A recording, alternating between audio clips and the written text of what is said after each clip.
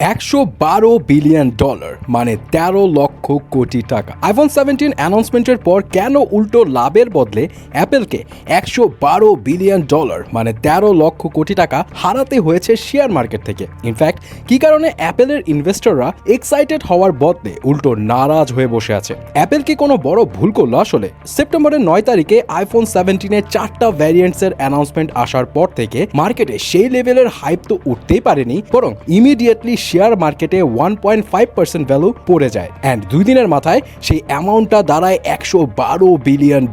এর পিছনে media reports থেকে কয়েকটা রিজনস সামনে এসেছে। অন্যতম কারণ হচ্ছে কোনো ব্রেক থ্রু বা গেম চেঞ্জিং আপডেট নাই, জাস্ট একটু ডিজাইনে চেঞ্জ আনা হয়েছে এই আর কি। আপডেটের মধ্যে update front camera and back camera দিয়ে একসাথে রেকর্ড অপশন অ্যান্ড চিপের মধ্যে A19 অ্যান্ড 19 Pro ইউজ করা হয়েছে, যার ফলে পারফরমেন্স বাড়বে অ্যান্ড ব্যাটারি ব্যাকআপও এবার বেশ স্ট্রং রাখারও দাবি করছে।